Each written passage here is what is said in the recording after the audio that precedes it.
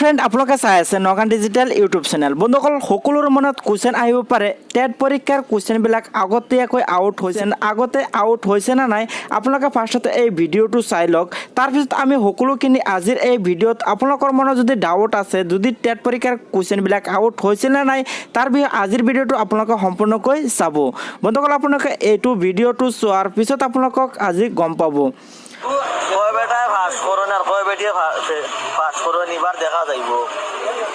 হ্যাঁ দেখ আরো দে সাইন দে টু মাইন্ড দে এটা আরো দে সাইন লাগলেও কিন্তু ফাঁস করে। হ্যাঁ এটা খামাই তো না নাই বেদান সুপ্রিম মেইল করবা খাইমু আমরা কিছু এটা আমরা টাইম আছে, এটা আমরা সব সময় আমরা টাইম থাকে, আমরা এমনি দৌড়াই না, আমরা এই খাটালেই আমরা এমনি দৌড়াই না।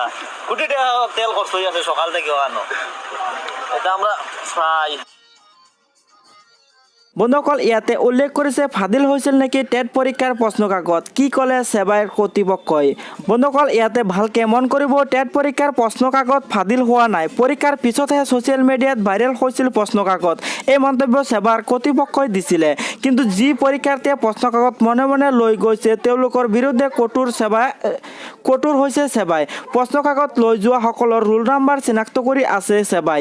12 নম্বৰ পাছ কৰিলে প্ৰশ্ন কাকতলৈ যোৱাৰ অপৰাধত শাস্তি ভুগিব লাগিব এইসকল পৰীক্ষাৰ্থীসকলে। কৰিমগঞ্জৰ 3গৰাকী প্ৰাৰ্থীৰ মোবাইল ব্যৱহাৰ কৰাৰ বাবে বহিষ্কাৰ কৰা হৈছিল এই পৰীক্ষা হলৰ পৰা। উল্লেখযোগ্য যে দেওবাৰে অনুষ্ঠিত হোৱা টেট পৰীক্ষাৰ পিছতে ছ'চিয়েল মিডিয়াত ভাইৰেল কৰিছিল প্ৰশ্ন কাকতবোৰ। আশা কৰোঁ আপোনালোকে আজিৰ এই ভিডিঅ'টোৰ আপোনালোকৰ মনত যদি কিবা ডাউট আছে সকলোখিনি ক্লিয়াৰ হৈ গৈছে। যদি ভিডিঅ'টো ভাল পায় বেছিকৈ শ্বেয়াৰ কৰি দিব।